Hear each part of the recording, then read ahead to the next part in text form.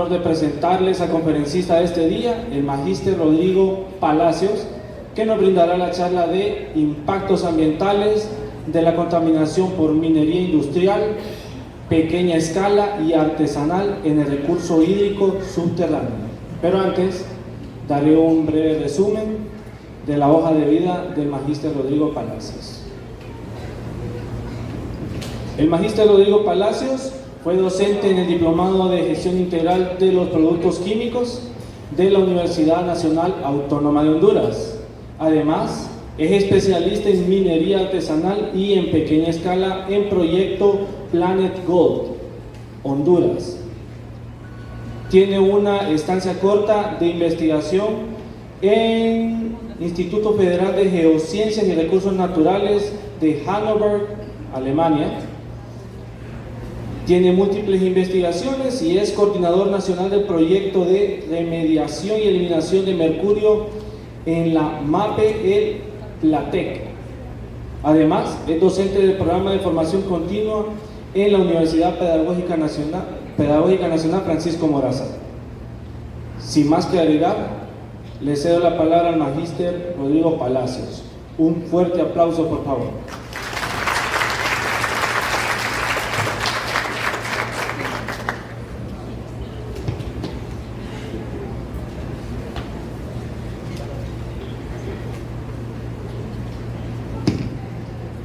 Bien, buenas tardes a todos y bienvenidos a la Cátedra de la Tierra. Como bien mencionó Eduardo, esta Cátedra de la Tierra la estamos haciendo en conmemoración al Día Mundial del Agua, que fue el sábado 22 de marzo. En ese sentido, el día de hoy les traigo una cátedra acerca de impactos ambientales de la minería industrial, pequeña escala y artesanal en el recurso hídrico subterráneo o en las aguas subterráneas.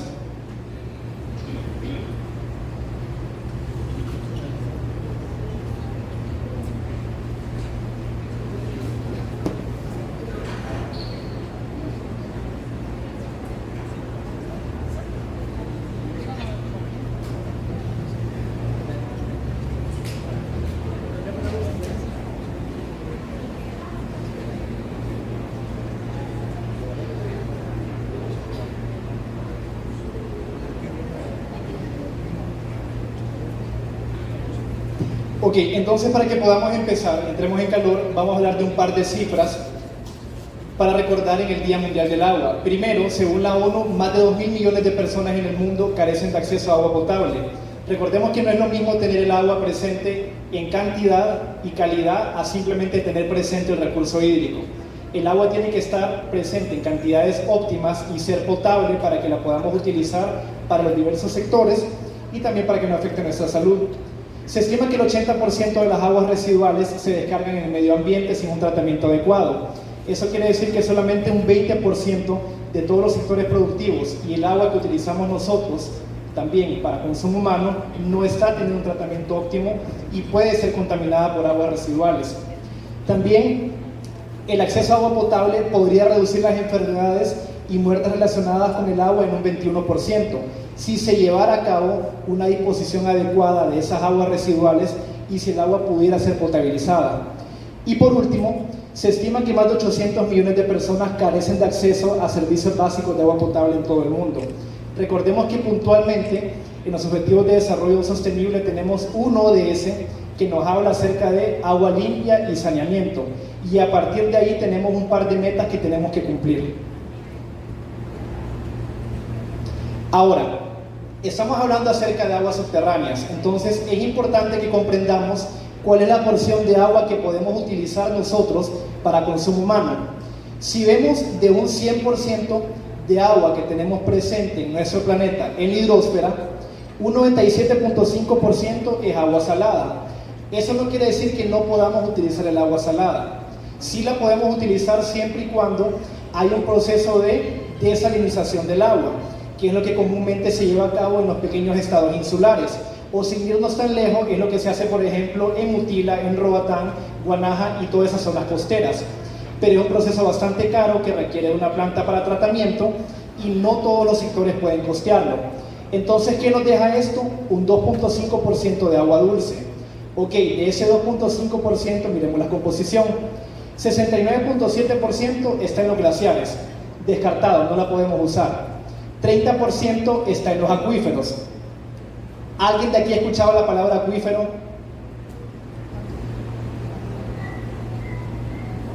Bien, ya vamos a hablar de eso entonces. Los acuíferos son las unidades subterráneas que almacenan esa agua que está en el subsuelo, que nos deja por último un 0.3% de ríos y arroyos. O sea, toda esa agua que ustedes pueden ver en los ríos, en las quebradas, en los arroyos, es solamente un 0.3% de este 2.5% de agua dulce que tenemos. En conclusión, la mayor fuente de agua dulce que tenemos nosotros está presente en forma de agua subterránea. Pero no es lo mismo que estemos hablando nosotros de agua dulce que de agua potable. Y aquí tengo un par de preguntas que las vamos a contestar cuando terminemos la cátedra. Primero, ¿cómo podemos identificar las fuentes de agua subterránea? Segundo, ¿se puede ver a simple vista el agua subterránea?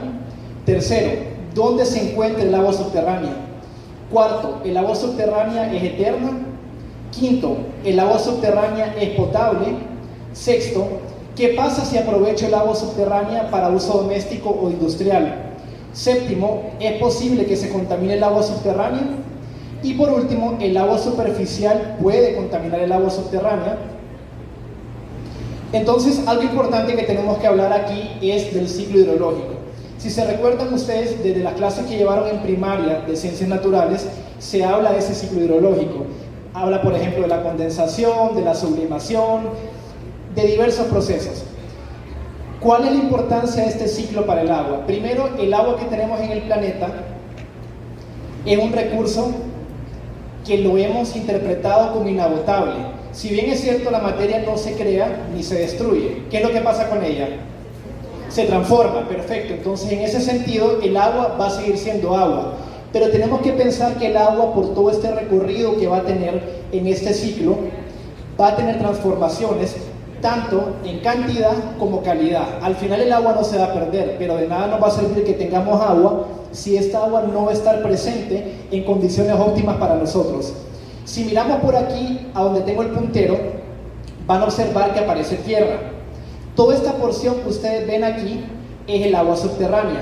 Para que podamos tener agua subterránea como tal, tenemos que comprender que van a haber propiedades del suelo que van a permitir o no van a permitir el ingreso del agua. En ese sentido, por ejemplo, ¿qué sucede cuando tenemos un lugar donde no hay cobertura boscosa? ¿Qué pasa con el agua? El agua usualmente se infiltra un poco, pero de ahí el agua escurre y continúa. Contrario a los lugares donde tenemos cobertura boscosa, podemos identificar que el agua sí se puede infiltrar. Entonces, van a haber suelos donde el agua va a pasar rápidamente. Si ustedes, por ejemplo, están en la playa y agarran un balde con agua y lo tiran a la arena, ¿pasa de un solo o no pasa? Pasa fácilmente, porque son suelos permeables. Ahora, si por ejemplo ustedes vienen y agarran agua y quieren que pase en un suelo arcilloso, que la arcilla es lo mismo que conocemos como el barro, no va a pasar, porque la arcilla es impermeable. Entonces, a partir de eso, vamos a tener diversos tipos de suelo. ¿Por qué son importantes los tipos de suelo? Porque para que se pueda infiltrar el agua, tenemos que vencer esa barrera. Entonces, esto que tenemos por acá es un esquema del agua subterránea. Lo que ustedes miran aquí en color azul o celeste o blanco, depende cómo lo miren, es un acuífero. La definición formal de un acuífero es una unidad hidrogeológica capaz de transmitir o capaz de almacenar y transmitir agua en cantidades económicamente rentables. Ok, ¿qué significa eso? Si ustedes lograran ver abajo de aquí y abajo de donde yo estoy parado, donde ustedes están sentados, hubiera agua subterránea, va a haber un compartimiento que está almacenando esa agua subterránea. Ese compartimiento, que es como una piscina, se llama acuífero. Entonces, por la parte de acá arriba, si por ejemplo tenemos arenas, el agua va a pasar fácilmente y a medida esté lloviendo, se va a recargar. Pero la parte de acá abajo que dice roca impermeable, por ejemplo, si tuviera un granito o una roca muy dura, el agua no va a poder pasar. Entonces, eso lo que me da a mí son límites, o me da paredes, o me da bordes en las aguas subterráneas, que al final van a determinar si se puede recargar, si se puede explotar o no. ¿Cómo, por ejemplo, yo puedo acceder al agua subterránea? ¿Alguno de ustedes ha visto el agua subterránea alguna vez? No, pero han usado agua subterránea. ¿Hay alguien de aquí que no estudia en la pedagógica? No, ok. Todos aquí han usado agua subterránea porque tenemos pozos aquí. Como bien dijeron, los pozos se alimentan de agua subterránea. Entonces, ¿qué es lo que se hace?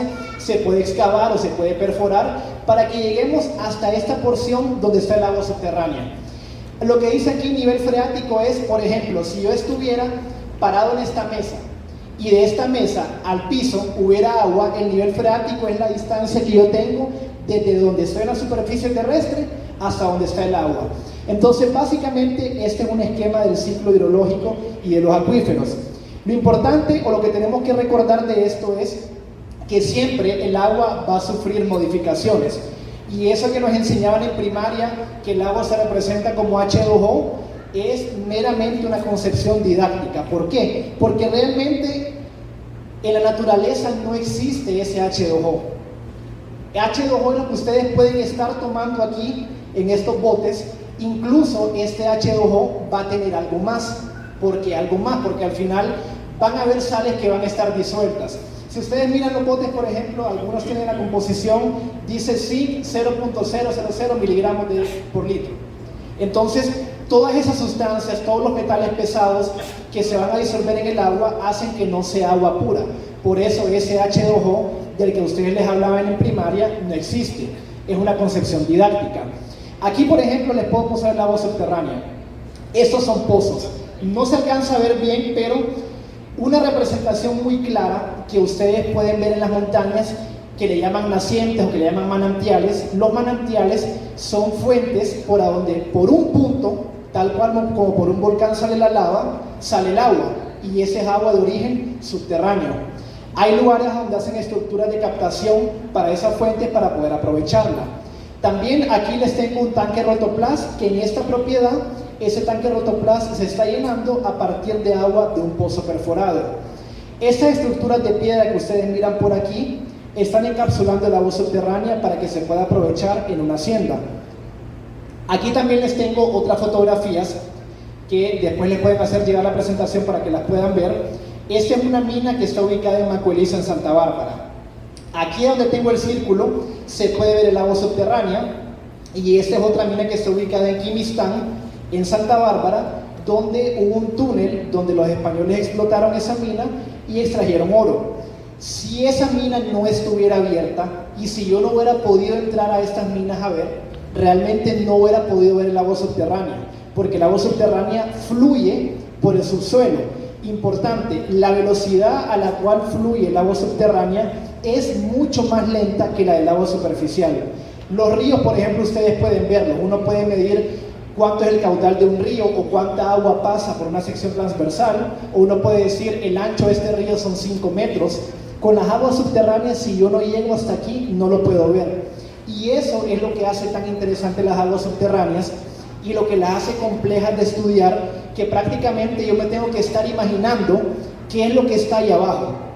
Y la única forma que yo tengo acceso a poder ver y tener certeza de lo que está aquí abajo es mediante una perforación o una excavación. En ese sentido, aquí se llegó por excavaciones. Ahora, el tema del cual vamos a hablar es contaminación e impactos ambientales. Siempre que hablamos de contaminación nos estamos refiriendo a la presencia de componentes nocivos independientemente de su naturaleza, ya sea químicos, físicos o biológicos en los ecosistemas. La contaminación pueden ocasionarla ustedes, la puedo ocasionar yo, y esa se llama antropogénica. Pero también tenemos contaminación por origen natural. ¿Qué ejemplo podemos dar de eso?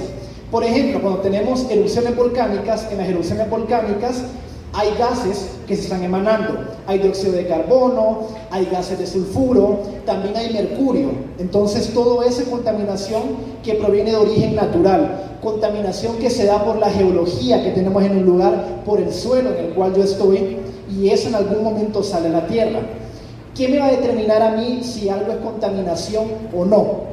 Los valores límite o valores máximos admisibles que pueden estar presentes en una norma técnica, llámese norma técnica para agua, aire o suelo. Como estamos hablando de impactos ambientales, un impacto ambiental se define como la modificación del ambiente ocasionada por la acción del hombre a la naturaleza. van a encontrar que hay un montón de definiciones. Pero lo interesante con esto de los impactos ambientales es que los impactos ambientales pueden ser positivos o negativos. Si ustedes buscan en internet, en la prensa, en el Heraldo, y buscan impactos ambientales por minería, lo primero que les va a aparecer son impactos negativos. Pero los impactos ambientales se caracterizan de dos formas, positivos y negativos. Un impacto positivo, por ejemplo, asociado a la actividad minera, es la generación de empleo. Cuando hay un cierre de minas también, cuando ya se deja de operar, hay que reforestar la zona. Esos son impactos ambientales positivos. Toda la parte de la cual vamos a hablar son impactos ambientales negativos. Esos se pueden caracterizar también por impactos directos o indirectos, impactos acumulativos. Por ejemplo, si tenemos una planta que está operando en un lugar y hay una filtración en las tuberías de esa planta de X producto químico, llámese mercurio, llámese cianuro, y ese producto químico está filtrando en el mismo punto durante 2 años seguidos, de forma consecutiva. Eso es un impacto acumulativo, porque al final va a estar filtrando en el mismo punto y la contaminación se va a acumular. También tenemos otros impactos ambientales que pueden ser sinérgicos. Por ejemplo, podemos tener el impacto de 2 productos químicos o de 2 actividades productivas en el mismo lugar y al mismo tiempo. Entonces, a eso le llamamos una sinergia. Y también hay otra forma de caracterizar los impactos ambientales. Entonces, siempre que escuchemos que se habla de un impacto ambiental, quiero que recuerden que puede ser la modificación de un ecosistema, y ese impacto puede ser o positivo o negativo. Y bien, el tema foco de esta ponencia es que hablemos acerca de la contaminación de las aguas subterráneas por 3 tipos de minería. Primero, ¿han escuchado ustedes o saben si actualmente en Honduras tenemos minería de oro? ¿Sí o no? Ok, usualmente hay personas que dicen que no, que ya no tenemos minería, otras que sí. Sí tenemos minería actualmente, y es de 3 tipos. Primero, artesanal, que como la palabra lo dice, solamente pueden utilizar una pala y una piocha, o sea, medios manuales, o puede ser impulsada por la fuerza motriz de los animales o de personas. También tenemos pequeña escala, que es cuando ya se utilizan medios mecánicos, por ejemplo, martillos eléctricos, rotamartillos, retroexcavadoras, etc. Y por último tenemos la industrial o a gran escala, que actualmente en nuestro país tenemos solamente para minería de oro 3 empresas que están operando. De ahí el resto de empresas ya perdieron o sus licencias ambientales o perdieron su concesión minera, y hay una veda para minería industrial del año 2021. Si ustedes se recuerdan, cuando fue el cambio de gobierno en el año 2022, en el plan de gobierno la presidenta dijo no más minería a cielo abierto. Entonces eso involucra que hay una veda para el sector industrial, pero eso no involucra que para la MAPE, minería artesanal y pequeña escala, quiero que recuerden bien esas cifras, esas letras, MAPE. Ese acrónimo significa minería artesanal y en pequeña escala. Sí hay un fomento actualmente para la minería comunitaria. Yo trabajo en un proyecto que es orientado a minería comunitaria. Entonces vamos a ver cómo es que ese sector utiliza productos químicos y cómo puede contaminar también. En el caso de la minería artesanal y en pequeña escala, por sus siglas MAPE, utilizan tanto el mercurio, que es el que está contenido en los termómetros que se utilizaban, los termómetros viejos, que por ejemplo cuando uno lo quebraba, miraba una sustancia que era de color plateado. Ese es el mercurio, que muchas veces jugamos con esa sustancia.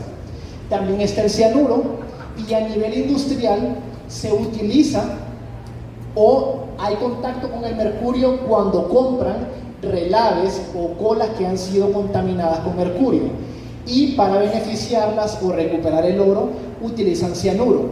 También ustedes van a escuchar de algo llamado arsénico. Creo que aquí nadie recuerda, pero cerca del año 2006-2008 hubo un caso por contaminación de arsénico en el Valle de Siria por una minera que se llamaba Entre Mares. Por ahí vi que una persona dijo que sí. Ok, corrigiendo, la contaminación no la originó la minera, ya que a nivel de minería industrial y cualquier tipo de minería, el arsénico no se utiliza para ningún proceso. Sin embargo, pueden haber actividades adversas o actividades que estén vinculadas a la misma operación minera que pueden hacer que entre en contacto el agua subterránea con el arsénico, y en ese sentido sí se puede dar la contaminación. Ok, ahora la pregunta es, ¿cómo podemos determinar que existe un impacto ambiental y contaminación de las aguas subterráneas? Esto es bastante sencillo. Para que yo pueda decir que hay un cuerpo de agua que está contaminado, tengo que tomar una muestra de agua, tengo que mandarla a un laboratorio, tengo que esperar que el laboratorio me dé un resultado y ese resultado tengo que contrastarlo contra una norma técnica. En ese sentido, para Honduras tenemos dos normas que son específicas para el agua.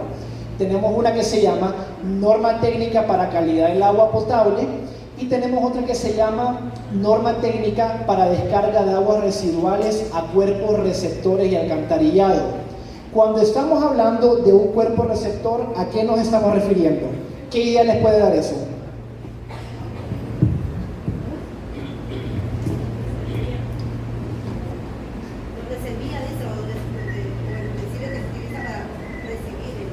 Ok, pero ahí sería que lo aprovechemos nosotros para consumo. Pero si a usted le dicen, usted va a ser receptora de algo, ¿qué quiere decir? Que usted está recibiendo algo. En ese sentido, los cuerpos receptores puede ser el suelo, puede ser un río, puede ser una quebrada, puede ser el mismo océano. Entonces, todo eso está regulado en Honduras a partir de esas dos normas que tenemos. También tenemos una Ley General del Agua. Específicamente para aguas subterráneas en el país no tenemos ninguna ley, ninguna norma, ningún reglamento, ninguna guía. Se ha trabajado durante varios años en borradores, pero realmente no tenemos una norma como tal para aguas subterráneas. Contrario a países como Canadá, que sí tienen valores límite específicos para el agua subterránea. Entonces, volviendo a la idea, ¿cómo determino que hay contaminación? Agarro una muestra de agua, la analizo en un laboratorio y al final contrasto los resultados contra la norma. Y esos resultados me van a decir, si yo los excedo, estoy contaminando. Si no los excedo, estoy en valores norma. Y esto es lo que hacen todas las industrias. Todas esas industrias que ustedes pueden ver que operan en el país, que tienen un permiso ambiental o una licencia ambiental, están haciendo esto. Entonces, vamos a hablar de la parte número 1 de esta ponencia. La minería artesanal y en pequeña escala de oro, por sus siglas MAPE. Los procesos más importantes son la parte extractiva, tenemos también el beneficiado, que eso del beneficiado es similar al beneficiado de café. Beneficiar quiere decir que obtengamos un beneficio, que obtengamos algo. Entonces, cuando se habla del beneficiado, hace referencia a obtener el oro. Y está la comercialización. Los productos más utilizados a nivel de la MAPE es el cianuro y el mercurio. Sitios donde se lleva a cabo en Honduras a nivel de todo el país, a excepción de la zona central. Aquí en la zona central, por ejemplo, hubieron varias mineras desde la llegada de los españoles, San Juancito, la parte de La Tigra, Valle de Ángeles, Santa Lucía. Actualmente no tenemos. Ok, ¿qué sucede con el mercurio? Según la Organización Mundial de la Salud, es uno de los 10 químicos más peligrosos. El mercurio tiene dos características que son súper importantes. Primero, el mercurio es bioacumulable y segundo es biomagnificable. Cuando estamos hablando que algo es bioacumulable, ¿a qué nos referimos con esto? Nos estamos refiriendo a que se va a acumular la concentración de eso en mi cuerpo y muy difícilmente va a poder salir. Y biomagnificable es este esquema que ustedes pueden ver aquí. Por ejemplo, empezamos con esta cadena trófica. Vamos con una bacteria que tiene una concentración de mercurio. Ese mercurio no importa cómo llegó ahí. Entonces, tenemos esa bacteria. De ahí viene el plancton o el fitoplancton y se alimenta de esa bacteria. Luego viene un pez, se alimenta del fitoplancton. Y por último, un pez más grande se alimenta del otro pez. La concentración que tenía la bacteria, que es el eslabón más bajo de aquí, va a pasar a este y a este. Por eso se va biomagnificando a través de las cadenas tróficas. Lo mismo pasa con todos ustedes. Todo ese atún que estamos comiendo, todas las sardinas, todo ese pescado, si entró en contacto con el mercurio, con una especiación o una especie que se llama metilmercurio, eso ustedes se lo están comiendo. Y eso va a estar en su cuerpo toda la vida, al igual que yo. Ahora, hablamos de mercurio en la MAPE de oro. ¿Para qué se utiliza? Los mineros usualmente andan el mercurio en botecitos pequeños. Si se fijan, la parte de acá abajo, lo que se mira como más pesadito, que es esto de aquí, es mercurio. Lo que tenemos aquí es agua. Ese es un sello que ellos le ponen para que no se pueda evaporar, porque el mercurio tiene una característica muy importante. Aparte de ese color plateado que ustedes miran ahí, si ustedes agarran mercurio y lo vierten en el piso, se va a evaporar fácilmente. No van a poder ver ese vapor, pero ese vapor nosotros, cuando estamos en contacto con el mercurio, lo estamos absorbiendo. Y al final, ¿para qué se usa? Para producir una pepita de oro. Ya vamos a ver un video más adelante. Ok, para que hablemos de un breve marco conceptual. El mercurio tiene tres familias. Está el mercurio elemental o metálico, que es el que les acabo de enseñar. También tenemos el mercurio inorgánico, que ese se usa en productos de belleza para aclarar la piel. Y por último tenemos el mercurio orgánico, que es aquel que está presente en el mertiolate, por ejemplo, que ustedes usaban tal vez cuando eran pequeños, o no sé si alguien alcanzó a conocerlo por aquí, alguien dice que sí. Ok, ese es el mercurio orgánico. El que va a estar presente en las cadenas tróficas es el mercurio orgánico, como metilmercurio, o como dimetilmercurio, como monometilmercurio.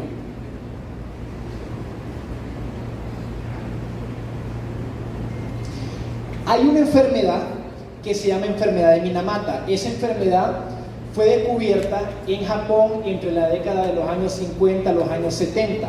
Se empezó a observar por ahí que habían casos en los cuales aparecían animales muertos, habían personas que tenían temblores involuntarios, que eso se llama ataxia, insomnio, problemas para dormir, y hubo un caso cero en el cual llegaron 2 pacientes a un hospital y no podían mover sus piernas.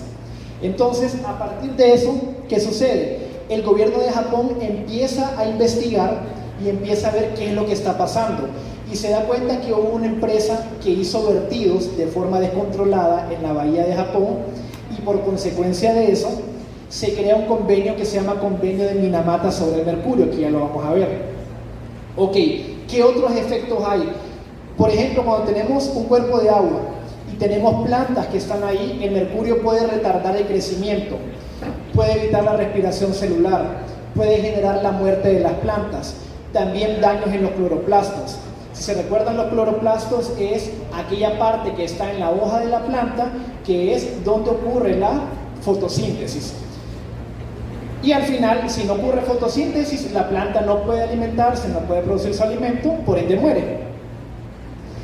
¿Cómo nos podemos exponer nosotros al mercurio? Ya les di una de las formas del mercurio orgánico a través de la dieta, comiendo sardinas, pescado, etc.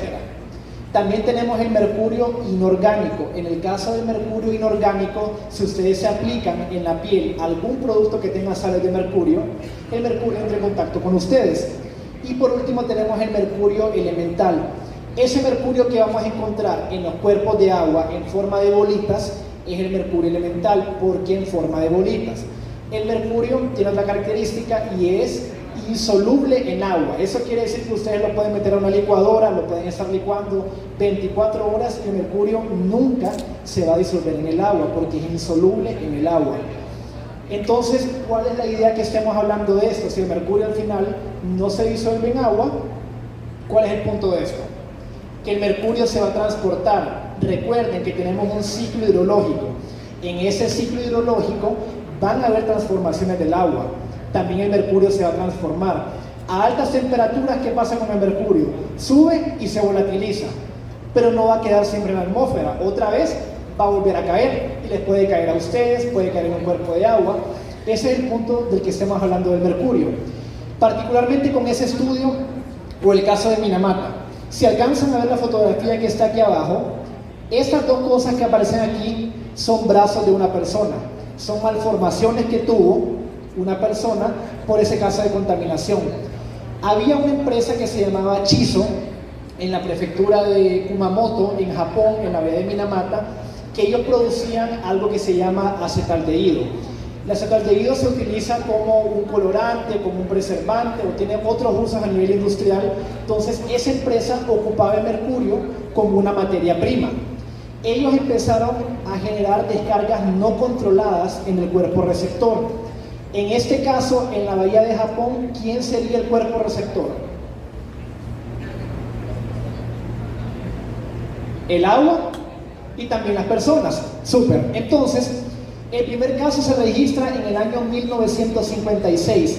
pero no es hasta el año 1968, o sea, 12 años después, cuando el gobierno japonés dice, ok, sí tenemos un caso de contaminación. Primero decían que podía ser una enfermedad por virus, luego una enfermedad por bacterias, hasta que se relacionó con la operación de la empresa llamada Chiso. En consecuencia de esto, se empieza a generar esfuerzos para poder decir, el mercurio es un problema, no usemos el mercurio y empecemos a prohibir su uso en ciertos países. Y en cuanto a la prohibición, el mercurio en Honduras no está prohibido, salvo que introduzcamos mercurio para nuevos productos, y quien me regula es un convenio que es vinculante, que se llama Convenio de Minamata sobre mercurio. Este convenio fue ratificado en el año 2017 para Honduras y busca medidas para que se pueda eliminar el mercurio en diversos sectores. Específicamente para el sector de minería artesanal en pequeña escala de oro, permite que se use, pero no a nivel de toda una molienda, como ya lo vamos a ver, sino que permite que se use a nivel de concentrados de oro. Ok, cuando hablo de una molienda, ¿a qué me estoy refiriendo? Si tengo, por ejemplo, 10 sacos de material donde hay oro, eso es material en bruto. Si tengo una pailita donde hay un concentrado de oro, ese concentrado es donde yo puedo usar el mercurio para amalgamar. Y ya vamos a ver también qué es esa parte de amalgamación. Entonces, ¿cómo me puedo exponer al mercurio yo? Inhalándolo, ingiriéndolo o por contacto cutáneo. Y aquí tenemos algo que se llama un modelo conceptual. Aquí podemos ver de la misma forma que con el ciclo del agua, podemos ver lo que ocurre con el mercurio en una cuenca.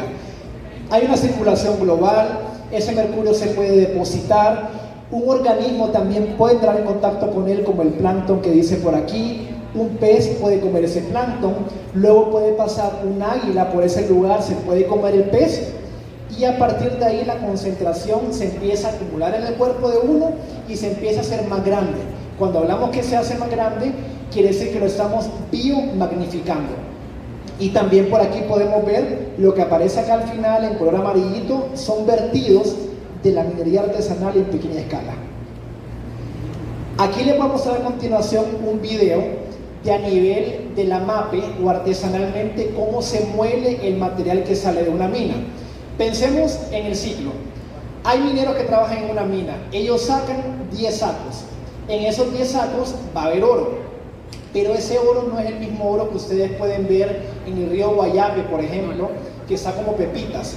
Este oro tiene que ser liberado del material a donde está.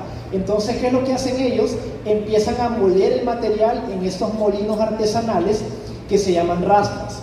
La rastra está impulsada ya sea por un motor de un carro o una moto, entonces empieza a mover y me empieza a moler el material. Vamos a ver si el video se reproduce. Entonces, tal cual como ustedes están viendo ahí, las piedras se van moviendo y me van moliendo ese material. A continuación, lo que los mineros hacen es, usualmente con un taponcito, hacen el vertido del mercurio ahí, y como el oro se va liberando, ese oro tiene que amalgamarse o tiene que pegarse, como diremos cotidianamente, con el mercurio. Eso es una amalgama. Cuando ustedes escuchen la palabra amalgamas, que antes también se usaban en odontología y hacen amalgamas con mercurio, el oro tiene que amalgamarse con ese mercurio para que al final lo quememos y tengamos una pieza final libre de mercurio, que solamente tenga oro y otros metales añadidos, llámese plata, llámese mercurio, etc.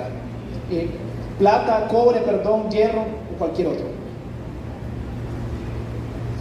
Ahora, para que miremos un panorama completo de cómo están operando estas rastras. Esta que está por aquí es una rastra. Este charco que ustedes alcanzan a ver por ahí es una laguna de descarga muy pequeña. Cuando esa laguna de descarga se llena, pasa a la siguiente laguna de descarga. Cuando ellos tienen llenas las lagunas de descarga, ¿qué es lo que hacen? Llenan estos sacos que están por aquí y comercializan el material. ¿Por qué lo comercializan? Este método de molienda que ustedes pueden ver por aquí, donde se adiciona mercurio, es un método ineficiente en el aspecto que solamente entre un 30 a un 40% del total del oro se puede amalgamar. ¿Qué me dice esto? Que el resto o sea el 60, 70, 75%, va a quedar en estas lagunas de descarga. Por eso ellos lo comercializan a empresas a gran escala para que puedan recuperar el remanente de oro que quedó ahí utilizando otro producto químico llamado cianuro. Entonces aquí se puede ver como ese esquema completo. La primera es la rastra, la segunda es una laguna, tercera laguna y por último lo que está en esos sacos usualmente se llama cola o relave minero. Por eso en minería se habla de material de cabeza, que es el material de entrada, lo que yo saco de una mina. Cola es el material de salida, el material que ya ha sido beneficiado. Aquí también se puede ver cómo se usa el mercurio para poder amalgamar oro. Si se fijan, ahí va saliendo ese mercurio que está por ahí. Lo que hacen ellos es meterlo a el material que se usa para las sombrillas y empiezan a hacer algo que le llaman torcido. Durante ese torcido, ¿qué es lo que van a hacer? Van a recuperar una pepita al final que contiene oro y contiene mercurio. Entonces ellos empiezan a torcer, torcer, torcer, hasta que al final ya tienen esa pepita que tienen que quemarla. Aquí tenemos exposición al mercurio ocupacionalmente. Ok, pero ¿qué relación tiene eso con las aguas subterráneas? ¿Cómo me afecta a mí eso? Esa agua que está por aquí, ellos están trabajando aquí en esa parte en un río, o están trabajando al margen de un río. Cuando ellos ya terminan, agarran la paila, tiran el agua al río. Y eso se va a empezar a mover a lo largo de toda la cuenca. Como se mueve a lo largo de toda la cuenca, puede llegar a un pozo, puede llegar a los animales, o simplemente se puede evaporar el mercurio y ser reintroducido otra vez al sistema. Entonces por eso es importante que cuando ustedes le explicaban en el colegio los ciclos biogeoquímicos y se hablaba del ciclo del carbón, o en educación ambiental, ciclo del carbón, ciclo del fósforo, nitrógeno, eso es muy similar al ciclo que tiene el mercurio y al ciclo que tiene el agua, por todas las modificaciones que este va a tener. Y miren, ahí lo que está haciendo el minero es moviendo la paila para que se pueda amalgamar el oro que está presente en forma de partículas. Quiero que visualicen de una forma distinta esas pepitas que ustedes han visto en las películas o en los diarios o en las noticias. Este es oro microscópico, entonces por esto este oro requiere que haya algo que lo amalgame o que lo junte para poder capturarlo. Aquí si se fijan, por ejemplo, tenemos estas pailas. En estas pailas hay agua con mercurio. Y el ejemplo que les daba al inicio, ¿qué sucede si ustedes ahorita dejan caer un termómetro que contiene mercurio? No van a ver nada, pero si cambiamos la luz, que vamos a esperar a que el video salga, si cambiamos la luz y ponemos una luz ultravioleta, ¿qué es lo que va a pasar? Ese mercurio van a poder visualizarlo como un vapor de mercurio, que esto proviene del mercurio metálico o el mercurio elemental. Bien, no salió el video. Entonces, al final de todo este proceso, ¿qué es lo que sucede? Esto que ustedes miran por aquí es otra laguna de descarga. Puntualmente en esta propiedad que está por aquí, yo estoy 100% seguro que hay agua subterránea, una porque hay un pozo y otra porque yo tomé una muestra de ese pozo. Entonces, ¿qué sucede, por ejemplo, si este suelo que está por aquí, piensen que estamos en ese salón? Entonces metemos una excavadora, hacemos un agujero gigante y abajo tenemos agua subterránea. Recordemos que el suelo, según sus propiedades o características, va a permitir o no va a permitir que ese material pase, o puede que permita el paso del agua que tenemos arriba de una forma muy lenta. Si esa agua tiene mercurio y si el medio que tenemos aquí es un medio permeable, el mercurio va a poder pasar a las aguas subterráneas. Entonces por ahí entra también esas interacciones que vamos a tener del ciclo hidrológico con el medio donde están. El agua, sin importar con qué entre en contacto, va a tener una interacción y va a ganar o va a perder algo. Por eso es que decimos que no tenemos ese famoso H2O en la naturaleza, porque el agua siempre va a tener enlaces con algo más. Y al final aquí tenemos, si ustedes miran como este montículo que está por aquí, eso es el relave minero que se generó, que tiene mercurio. Entonces, particularmente en esta propiedad, utilizan el cianuro para poder beneficiar el remanente de oro que quedó. ¿Y qué es lo que hacen ellos? Exponen a temperatura ambiente estas colas para que se volatilice el mercurio. Esa es considerado una de las peores prácticas según el convenio de Minamata de mercurio. Aquí también les quiero mostrar otro caso acerca de cómo puede entrar en contacto ese mercurio con las aguas subterráneas. Esto quiero que lo miren como una propiedad que empieza desde la parte alta hasta la parte baja. Imagen de la izquierda, parte alta. Tenemos la segunda laguna de la propiedad. Los molinos artesanales en esa propiedad están operando y moliendo material.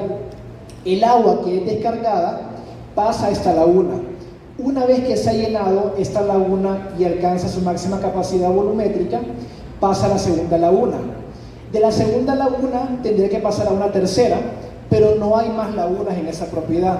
La propiedad tampoco tiene contacto con un río ni con ningún cuerpo de agua superficial, pero sí tiene contacto con un pozo excavado que está al final de la propiedad. Entonces, ¿qué es lo que hacen? Como ustedes pueden alcanzar a ver por aquí una línea blanca, esa es una tubería. El agua está siendo descargada en ese pozo y posteriormente a eso conectan una bomba y la recirculan otra vez al sistema. ¿Cuál es el problema de eso? Que al final el agua puede entrar en contacto, el agua con mercurio puede entrar en contacto con el agua subterránea. Aquí tenemos el camino que puede recorrer el mercurio también a nivel de una cuenca cuando se generan vertidos de esas rastras. Y aquí podemos ver también otro caso cuando se descarga en una propiedad. Esa propiedad descarga a través de un tubo subterráneo a un río y al final esto llega al río y tiene su recorrido por toda la cuenca. Entonces, ¿cómo puede llegar el mercurio al agua subterránea? Simplemente por actividades antropogénicas. Es importante saber también que el mercurio puede estar presente de forma natural. Pueden haber minerales de mercurio como el cinabrio. Sin embargo, es distinto la contaminación por actividad antropogénica que la contaminación por actividad natural. A propósito, todo ese mercurio del que estamos hablando es mercurio que en su mayoría vino de una mina que está ubicada en España, que ahí se da la formación natural del mercurio y se exportaba para otros países. En una investigación que yo hice para mi maestría, tomé diversas muestras en distintos puntos de agua subterránea, ya sea un pozo perforado, un pozo excavado o un manantial, y en ninguno de los sitios se excedía el valor máximo admisible.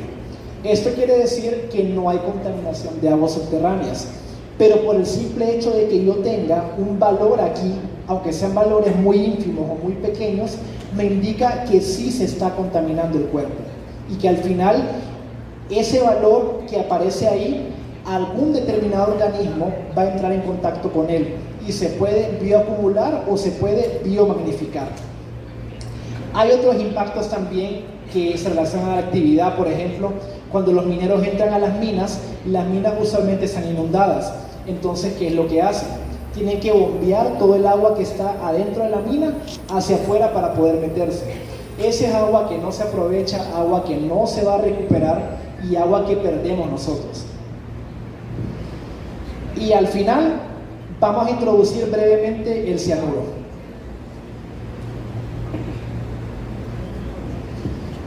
¿Qué sucede con el cianuro? El cianuro se utiliza a nivel industrial o de minería a gran escala. ¿Para qué?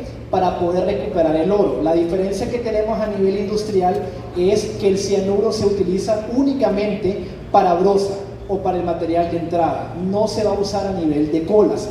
Entonces, el cianuro respecto al mercurio tiene una capacidad de recuperación de un 93.65%. A nivel de Honduras, ¿dónde se utiliza el cianuro? Lo tenemos, por ejemplo, en la mina de El Mochito, en Santa Bárbara. Hay otra mina que está presente en Copán, también se utiliza en el Corpus Choluteca y un par de lugares más. Esas son las únicas concesiones que tenemos en Honduras. Minería industrial tenemos a cielo abierto, como esta fotografía donde salgo yo por acá, y tenemos esta que es en Alemania, que es una mina, o actividades mineras a nivel subterráneo. El cianuro básicamente lo que hace es lixiviar el oro. ¿Han escuchado esa palabra de lixiviar? ¿Han olido el jugo de la basura? Ok, ese jugo de la basura es un lixiviante, es algo. Ese jugo, por ejemplo, tuvo que entrar en contacto el agua por ahí y disolvió todo lo que teníamos, o sea, lixivió los materiales que estaban ahí presentes, todos esos materiales orgánicos. Entonces, ¿qué es lo que hace el cianuro? El cianuro básicamente disuelve el oro que está presente en el material que se extrajo y después, mediante técnicas físico-químicas, se recupera ese oro que está disuelto. Esta gran pila que ustedes miran por acá es de la fotografía que tomé en Choluteca, era de una minera industrial que ya cerró. ¿Cuál es el impacto que puede tener esto en las aguas subterráneas? Si llueve, por ejemplo, esta pila se puede desbordar. ¿Y qué pasa? Entra en contacto con el suelo. Si tenemos agua subterránea abajo de ese suelo, se va a infiltrar. Si tenemos un río que esté cercano a este suelo, ¿qué va a pasar? Entra en contacto con el agua del río. Y el mercurio, yo lo puedo tocar y relativamente no me puede afectar ahora. El cianuro no es así. El cianuro lo toco o inhalo sus vapores o el gas cianhídrico y me muero de un solo. Entonces, el cianuro es de ponerle más cuidado. Aquí tenemos un caso bien interesante. En el río Somes, bajo Bahía Mare, ¿qué sucedió? Hubo un derrame en el cual se derramaron 100.000 metros cúbicos de aguas residuales que tenían cianuro. Entonces, en consecuencia de eso, murieron aproximadamente 1 tonelada de peces. Estamos hablando de 1.000 kilogramos o 2.200 libras de peces. Esta fotografía que yo tomé por aquí en Santa Bárbara, si se fijan, tenemos por acá una araña, tenemos una mariposa y un renacuajo que están muertos. Esta pila había sido drenada recientemente, pero estos animales cayeron ahí y automáticamente murieron. Al final, el cianuro, ¿qué es lo que hace? Puede ocasionar una muerte instantánea en seres humanos, también en plantas y en animales. Las plantas pueden ser un poquito más resistentes. Puede haber mortandad de peces, hay efectos también a nivel del sistema nervioso central y también puede bloquear el impulso nervioso en seres vivos. Y ya para cerrar, lo último, lo que les estaba mencionando, lo del Valle de Siria, ese caso no fue contaminación por minería per se. Sí lo originó la empresa, pero por perforaciones de pozos. Pero a nivel de minería industrial el arsénico no se utiliza. ¿Qué pasa con el arsénico? El arsénico está presente de forma natural o por la geología de un lugar. Cuando el arsénico entra en contacto con el agua, se puede disolver, por ejemplo, la arsenopirita. Si un animal toma esa agua, se puede morir. Los seres humanos somos un poquito más resistentes. Entonces, el caso que pasó en Valle de Siria no fue por actividades de beneficiado o recuperación de oro, sino por las perforaciones que hizo esta empresa que se llamaba Entre Mares. Y algo que quiero que ustedes vayan recordando es que todas las noticias que ustedes pueden encontrar en internet, si se fijan por aquí, esta de la UNA o las noticias anteriores que dice confirman contaminación de agua en el Valle de Siria, son noticias que ustedes tienen que leer y analizar de forma crítica. No todo lo que aparece en un periódico, no todo lo que aparece en un noticiero, no todo lo que nos enseñan en las universidades es cierto. Ahí depende de la capacidad que ustedes tengan de su análisis crítico y de lo que ustedes investiguen para discernir o determinar si lo que están leyendo ahí es cierto o no. Por eso lo mejor es que ustedes busquen artículos científicos, que es donde aparecen las investigaciones, y comparen lo que me están diciendo aquí versus lo que aparece ahí. Si ustedes no leen resultados de un estudio en estas noticias, no se pueden fiar de eso. Y bueno, al final aquí les había dejado las preguntas. Espero que con esta cátedra ustedes puedan comprender que el recurso hídrico subterráneo se puede contaminar, que eso también puede tener efectos a nivel del recurso hídrico superficial. Las aguas subterráneas sí las podemos aprovechar, se pueden recargar nuevamente dependiendo del agua que tengamos disponible globalmente o el agua que tengamos en una zona. Y al final, con el recurso hídrico, ¿Qué sucede si no lo tenemos? Nos morimos.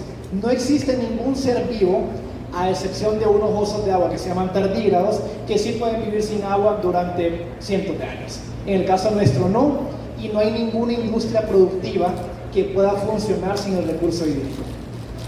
¿Alguna consulta? Yo tenía una duda en el caso del ciclo del agua. Las aguas de los mares Evaporan. Se evapora el agua. Ajá. Exactamente, en ese... Se transforma en agua dulce. Las nubes, cuando estas caen, provocan precipitación. Precipitación, correcto. Entonces, en sí, el agua no se va a acabar, el agua dulce. Pero entre más deteriorado esté la capa del sol y más exista Contaminantes. contaminante, va a ser menos el agua que se va a condensar y va a ser menos el agua que va a caer. Correcto. Por ejemplo, les pongo un caso muy particular.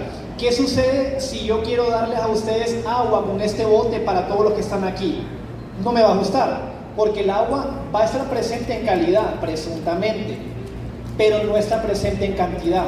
Pero de nada me sirve que yo tenga 100.000 litros de agua si esa agua está contaminada por mercurio, por arsénico, por cianuro, por heces fecales, productos de agricultura o ganadería. Al final esa agua va a estar presente en cantidad, pero no en calidad.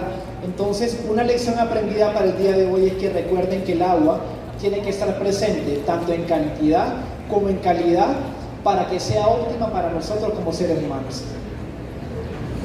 ¿Otra pregunta?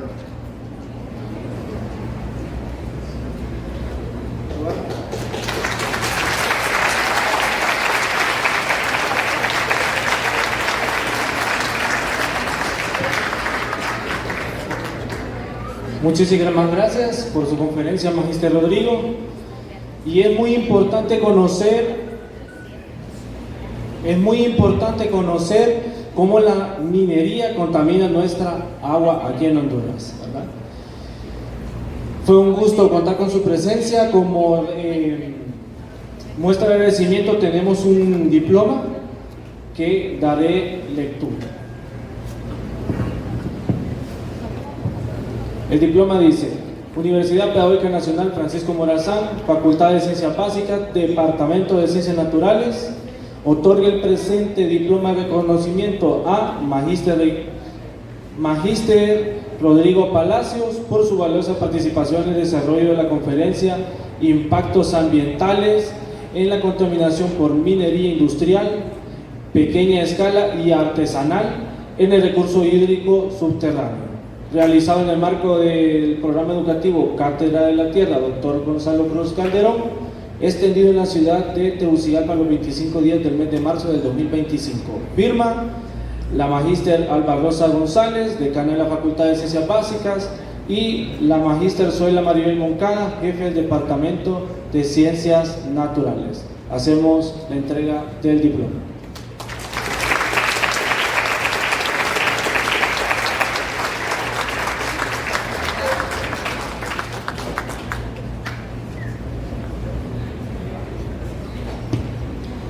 Y un mensaje o una reflexión para cierre es que no quiero que piensen que la minería es mala, que la minería contamina, ni que satanicemos la minería. Yo por eso trabajo en un proyecto que es de minería artesanal y pequeña escala de oro. La idea con la minería es que se pueda llevar a cabo de manera sostenible, que haya una concordancia con el aspecto económico, ambiental y social. Si no tuviéramos minería, no podemos subsistir.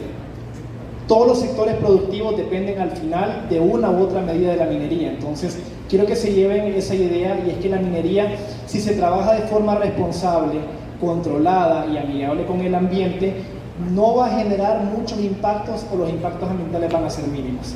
Gracias.